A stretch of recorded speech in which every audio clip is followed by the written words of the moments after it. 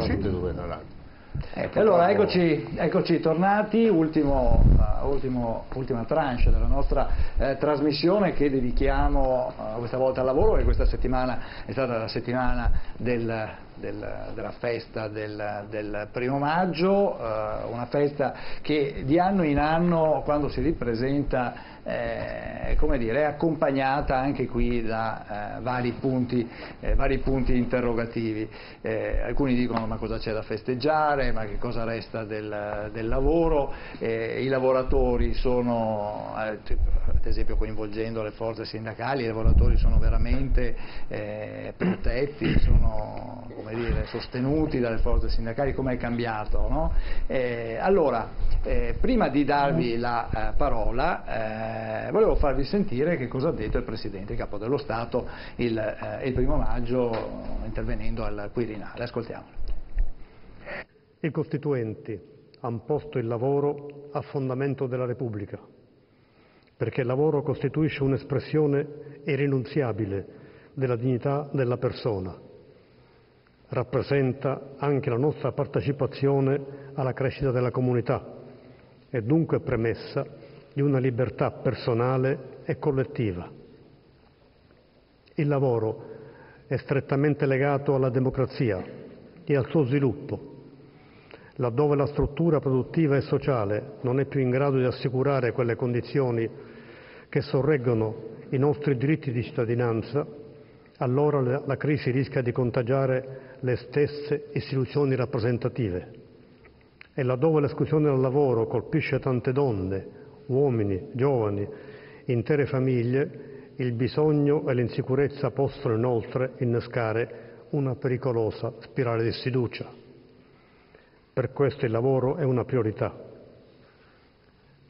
È sempre stata la priorità, ma se possibile lo è ancor di più in questo tempo di cambiamenti veloci, per qualche aspetto addirittura impetuosi.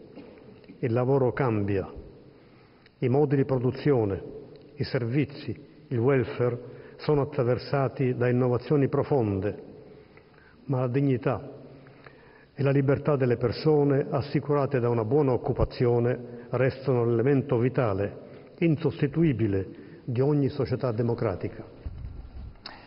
Allora, queste le parole del Capo dello Stato, un discorso ovviamente anche più lungo, ma questo riferimento al lavoro, alla democrazia, e poi appunto la richiesta che bisogna creare lavoro. Ma Moscatova, chi è che crea il lavoro?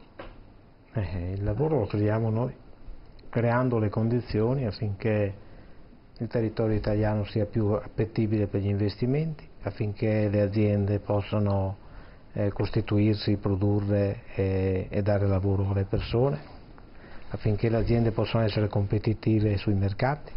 E in che modo lo creiamo noi? Costruendo le condizioni affinché ci sia meno burocrazia, ci sia meno corruzione, ci sia una giustizia civile più veloce. Certo, quello anche di cui abbiamo parlato prima. No? Ecco, il lavoro, un po' c'è il luogo comune per cui l'Italia è una repubblica fondata sul lavoro, per cui c'è l'automatismo che ho diritto al lavoro, e per cui a me spetta solo attendere il lavoro o manifestare questo diritto. Io penso che ci sono le forze sociali, i sindacati, gli imprenditori, la politica, che devono essere assieme in grado di costruire le condizioni per migliorare le condizioni di permanenza delle aziende del lavoro nel nostro territorio. Questa è la prima cosa. Purtroppo qual è l'elemento conseguente? Che in una società dove è tutto complesso sembra che a dover prevalere siano sempre le risposte semplicistiche. No, c'è un problema legato al lavoro, allora qual è la soluzione migliore? Disarticolare le rappresentanze. Cosa serve il sindacato all'interno dell'azienda? Il lavoratore che faccia riferimento direttamente al datore di lavoro. Cosa servono le associazioni datoriali? A nulla, perché sono tutte gabelle in più che si vanno a sommare. Allora io temo che il problema più grosso è a un certo punto semplificazione della complessità. Oggi viviamo in una società complessa, dobbiamo governarla, ma soprattutto dobbiamo prenderla di petto. No, si riesce ancora a fare impresa qua in Italia e creare lavoro, quindi. Per fortuna sì. Sgombriamo il campo adesso da equivoci e non strumentalizziamo l'occasione.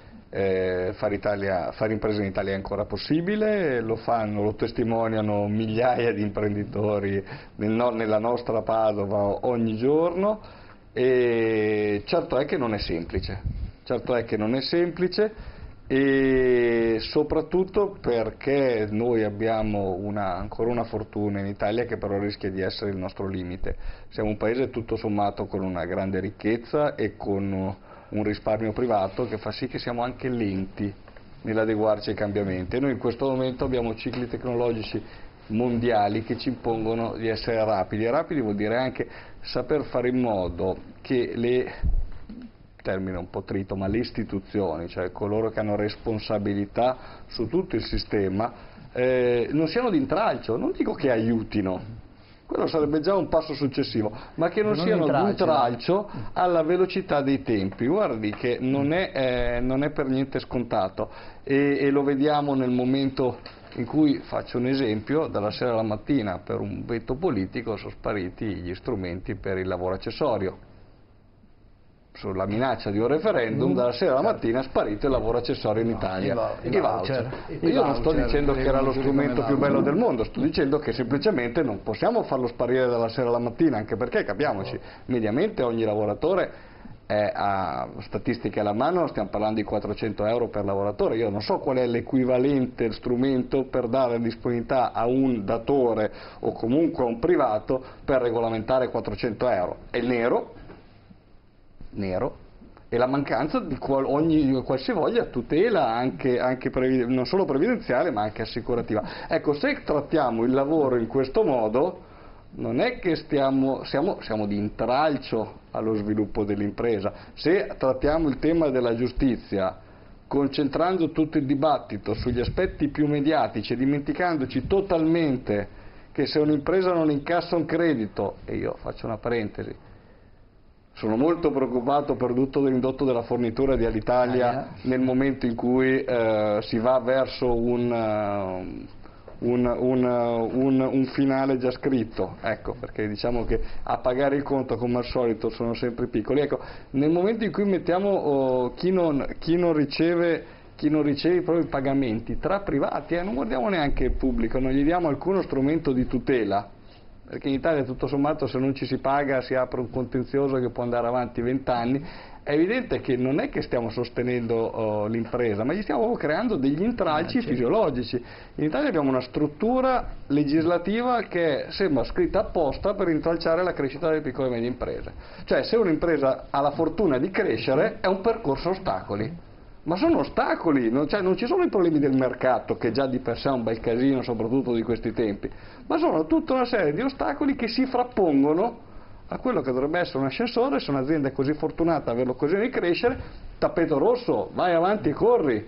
No, in Italia non è così.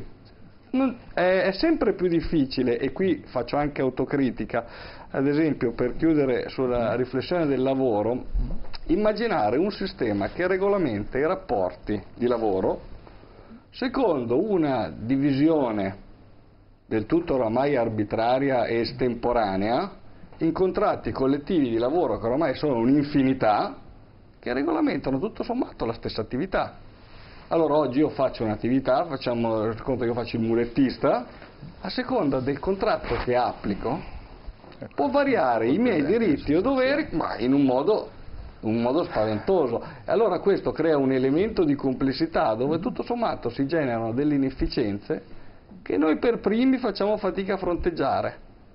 E allora qui non ci stiamo confrontando con la lentezza del sistema che non si rende conto che le condizioni di lavoro sono mutuate. Pensiamo di nuovo al caso Alitalia di cui parlavamo prima. Alitalia tutto sommato opera come una low cost, essendo il 90% della sua attività in un mercato governato dalle low cost, ha una struttura di costo che non è da low cost, che non è in nessun caso low cost, eppure il lavoro degli operatori è lo stesso, il mercato è lo stesso, e tutto sommato ci confrontiamo con uno scenario che ci mette a nudo le nostre inefficienze e soprattutto la nostra scarsa competitività. Certo. Menegato, voi come Movimento 5 Stelle in quest'ultimo periodo, tramite Di Maio soprattutto, avete come dire, contestato quelle che sono le aperture, il lavoro festivo durante le festività. Di Maio anche addirittura ha detto sfasciano le famiglie. Ecco, da questo punto di vista, no? Quando D'Onofrio diceva bisogna adeguarsi a quelli che sono le regole del mercato di oggi, qui da noi arrivano i megastore, i grandi centri commerciali, il piccolo commerciante si deve adeguare, l'apertura si lavora sempre, è così? Sì, effettivamente questa deregolazione del mercato dell'offerta dei negozianti sta facendo dei danni ai piccoli e medi esercenti, perché non possono ottenere la concorrenza che gli fa un centro commerciale che è aperto 7 giorni su 7. Il piccolo commerciante deve comunque, penso abbia una famiglia, deve comunque, quando non fa il venditore deve fare altre cose di contabilità e quindi si vede veramente portata via della clientela che comodamente, seguendo i ritmi del lavoro adesso che ci sono, si lavora tutta la settimana, anche più del dovuto, al weekend il normale cittadino va a fare le sue spese dove magari potrebbe passare il tempo in famiglia, anche perché la Repubblica è fondata sul lavoro, articolo 1, l'articolo 41 va a correggere perché sul lavoro è una parola. E quindi cos'è il lavoro? L'iniziativa economica privata è libera e fin qui. Non può svolgersi in contrasto con l'utilità sociale in modo da recare danno alla sicurezza, alla libertà e alla dignità umana.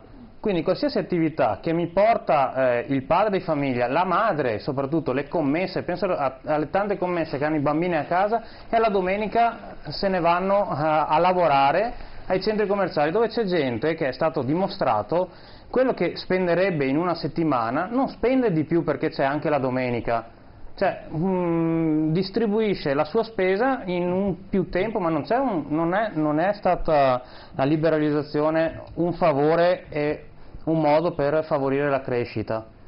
Quindi mi chiedo, appunto Di Maio l'ha sottolineato, ma c'è una proposta di legge ferma in Senato, ferma, perché quando dobbiamo tirare fuori le proposte di legge per fare un po' di polverone, vengono su quelle sulla legittima difesa, queste che sono lì ferme. Lei mi dirà in quale cassetto del Senato è ferma questa, che ho qui, e non si fa niente, nonostante i problemi siano davanti agli occhi di tutti. Certo, adesso arriviamo anche da Santini. Dal Lago, l'eliminazione dei voucher, era meglio fare il referendum, meglio così, tolti così?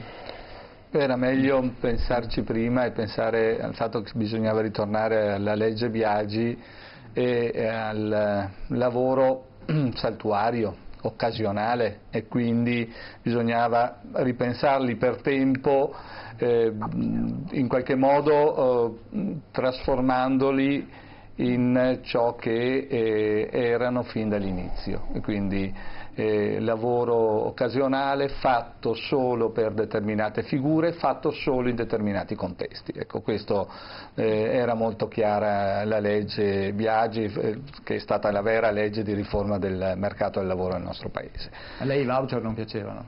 A me i voucher sono sempre piaciuti poco, per una ragione innanzitutto, perché a fronte di un voucher c'erano 10 ore in nero.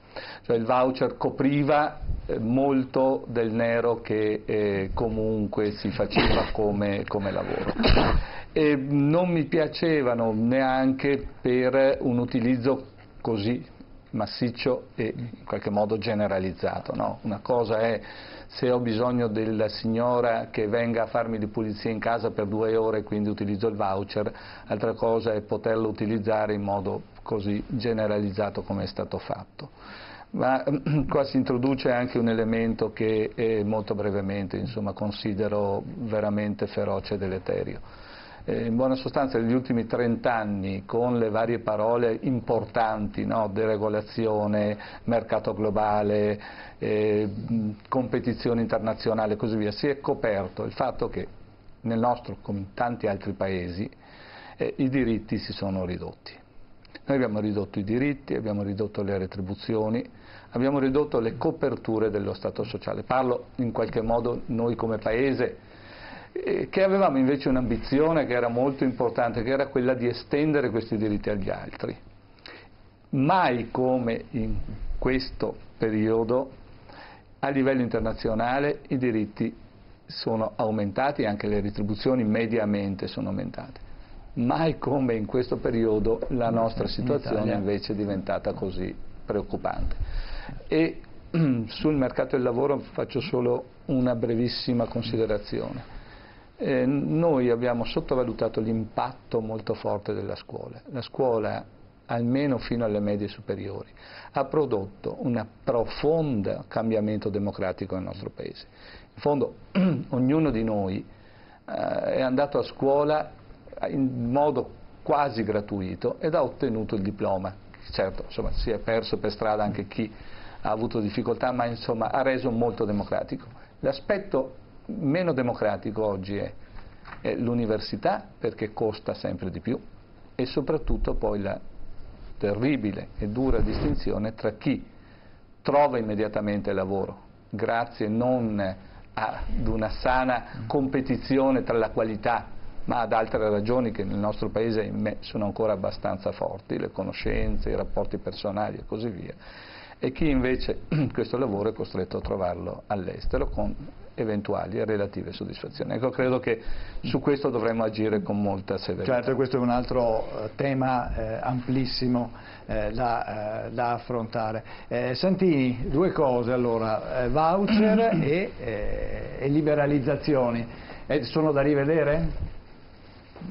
Ma i voucher adesso ci sarà prestissimo, penso nel giro di qualche settimana ci sarà una riformulazione in sostanza della normativa sul lavoro saltuario e accessorio che corregga la... Quindi dobbiamo aspettarci insomma qualcosa sì, il motivo di che rivisto. si è tolto, diceva giustamente Donofrio, si è tolto dalla sera alla mattina, è un motivo semplice, che la radicalità del quesito referendario, che era completamente radicale, cioè era l'abolizione, quindi l'abrogazione della norma, avrebbe probabilmente trascinato con sé anche una riformulazione della norma, che è la cosa che bisognava fare, cioè perché il meccanismo referendario è tale che a un certo punto, se anche tu facevi una riforma, il giudizio finale restava sempre ai promotori del referendum, i quali avrebbero sottoposto al referendum anche la riforma, e quindi il rischio era che veniva cancellata e non si poteva più poi fare.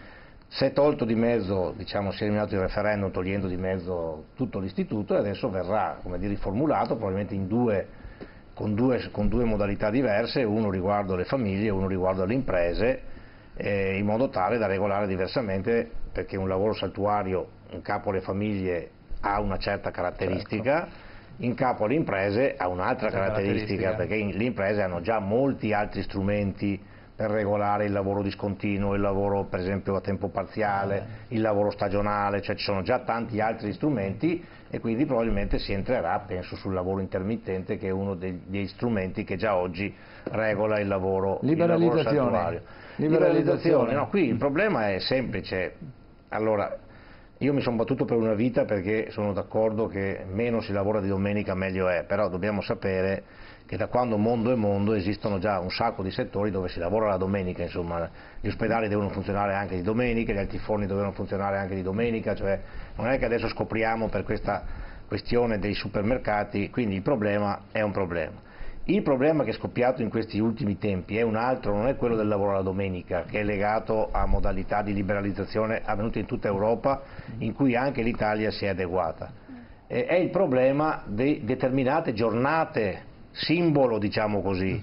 La legge di cui parlava l'amico di 5 Stelle è una legge che giace alla Camera, ahimè non al Senato, ed è una legge che cerca di dire ci sono un tot di giornate all'anno, si era partiti con 12, probabilmente bisogna trovare una mediazione un po' più bassa, quindi Natale, Capodanno, Pasqua, primo maggio, 25 aprile, cioè, diciamo, queste, in cui comunque non si lavora, anche in rapporto a pur una liberalizzazione che riguarda ormai tutta Europa e tutto il mondo, e riguarda anche l'Italia, che non è la cosa migliore di questo mondo. Allora la legge da fare è quella lì di regolare questa liberalizzazione mettendo dei paletti per quanto riguarda un certo numero di giornate all'anno, che dovrebbero essere 12, ma forse saranno qualcuna in meno, perché naturalmente le leggi si fanno tenendo conto di tutti gli interessi, ci sono anche gli interessi del mondo imprenditoriale, ma sostanzialmente io spero siano almeno 12, ma ripeto, rischiano di essere qualcosa di meno, in modo tale che quelle giornate, che finisca sta polemica, no, che abbiamo visto anche quest'anno del giorno di Pasqua, in cui c'erano l'outlet di Serravalle, in cui c'era lo sciopero, eccetera, eccetera, che è un modo per difendere un diritto fondamentale, che alcune giornate simbolo almeno siano sostanzialmente frutto di riposo. Ma questo è un tema che ci accompagnerà, perché il tema della liberalizzazione e anche di come riorganizzare il commercio è un tema non piccolo, insomma, che sta da mesi, da anni Professor al centro Casen, dell'interesse. Dallago prima ha introdotto un tema sicuramente ampio da affrontare, però in sostanza queste le liberalizzazioni, il lavoro domenicale, il lavoro è nuovo lavoro veramente, o c'è chi l'ha definito una nuova schiavitù? Allora, teniamo presente che la nostra società si è evoluta e si è arricchita anche perché c'era una giornata di riposo. Questa non va sottovalutata, è fondamentale. È fondamentale perché così abbiamo creato una famiglia, abbiamo mantenuto una famiglia, anche se a volte le abbiamo trattate male le famiglie che abbiamo, i cittadini che abbiamo creato tutti. Ma si cerca di fare il meglio, questo è fondamentale. Il giorno di riposo è estremo. Qui in questo meccanismo succede una cosa strana, una concorrenza sleale verso i commercianti piccoli. Perché?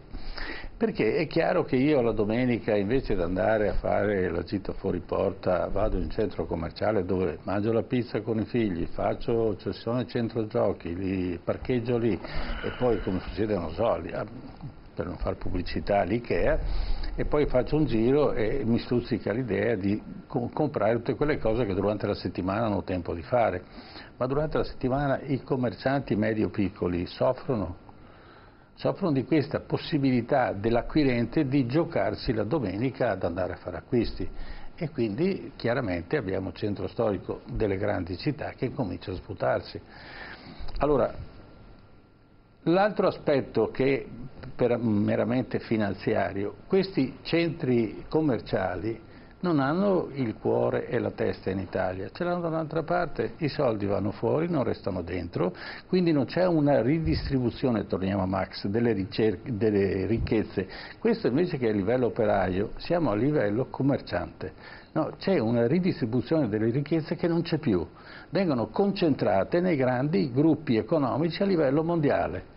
Adesso poi abbiamo anche internet che ci aiuta, per cui uno può comprare a qualsiasi ora del giorno e della notte, e allora nel centro della città cosa succederà? Ecco, bisogna che creiamo un po' di regolamentazione, perché abbiamo visto che per esempio ieri è venuto fuori la notizia che finalmente anche i grossi network della rete devono cominciare a pagare, perché sono evasori fiscali. Se la prendono con piccole e medie aziende e vessano le piccole e medie aziende che esistono, hanno una sede certa e hanno della gente che ci campa e ci soffre sopra, e invece le multinazionali evadono completamente tutto. Questo non è giusto. Quindi i voucher io credo che in certi settori siano necessari. Per esempio nell'agricoltura il voucher è necessario, se non sono grandi cooperative, grandi compagnie che hanno latifondi per cui è necessario. Io non posso assumere, quante persone posso assumere a tempo pieno, a tempo indeterminato o anche a tempo parziale? Perché? Perché se quest'anno c'è siccità, perdo. Il grano dell'anno scorso è stato venduto a una schifezza, cioè non si sono nemmeno pagati i soldi del mantenimento del campo, quindi c'è bisogno di un voucher, perché se devo fare la vendemmia devo farla in quel periodo là e aspetto che non piova, perché se piove perdo tutto, e allora ho bisogno di avere una settimana con la gente a disposizione, la pago anche di più. Allora, i voucher sono una necessità per certi settori, vanno regolamentati e vengono controllati, chiaramente, no? È come la banca che ti dà il libretto di assegni, è certo che la prima volta che sbagli ti mena, te lo toglie, quindi non fai più assegni, dico per dire, no? Ecco. Ma soprattutto una cosa, la logica che non si è ancora pensato tra la produzione e il lavoro.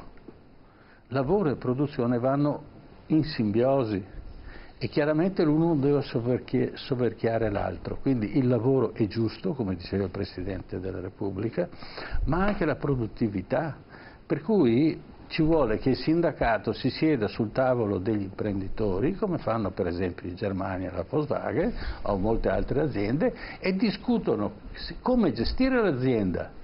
Perché a chiedere comunque ad ogni costo a vessare l'azienda si finisce con l'ammazzare la vacca e restare senza latte, perché quello che è importante in un'azienda che dia posti di lavoro, ridistribuisca di ricchezza e crei quel benessere che solo un'azienda può creare. Con l'altro problema che il mondo è diviso in due parti. Il vecchio sistema capitalista o comunque il vecchio sistema produttivo è andato a finire in Cina, perché chiaramente quel livello di operai in Italia non è più possibile. Le aziende e gli investimenti sono andati a finire in Cina e qui cominciamo ad avere sofferenza di disoccupazione. Quindi la scuola deve mettersi nelle condizioni di creare menti nuove, giovani nuovi, quindi giustamente la fondazione di Napoleone alla Normale di Pisa è fondamentale come concetto. Cioè io devo creare dei giovani nuovi che siano in grado di andare più avanti della mera manovalanza e quindi giusta la scuola, ma quale scuola? Bisogna riformare anche la scuola. Bene, ci fermiamo qua, siamo andati oltre il tempo che ci era concesso, grazie a Riccardo Dallago, grazie al senatore Giorgio Santini, grazie a Emanuele Menegato, grazie a Davide D'Onofrio e grazie a Andrea Moscatova, grazie anche al nostro editore, Grazie Tullio e grazie agli telespettatori. Di andare in onda. Allora, appuntamento come sempre, anzi no, prima di salutarci dobbiamo vedere il nostro sondaggio, non dobbiamo dimenticare il sondaggio col quale abbiamo iniziato la nostra trasmissione. Vediamo, ecco, dalla regia mi dicono che non ce l'abbiamo, abbiamo un problema col computer. Vi riferiremo nei prossimi giorni come andate, o comunque lo trovate in rete sulle nostre pagine Facebook, torno a ricordarvelo, gruppo TV7 Match e ai Reporter. Mi fermo qui, grazie ai telespettatori che ci hanno seguito, mi scuso con i tanti telespettatori che erano in attesa per intervenire, ma lo spazio non c'era. Ci troviamo la settimana prossima alle 21, TV7 Match, buonanotte a tutti.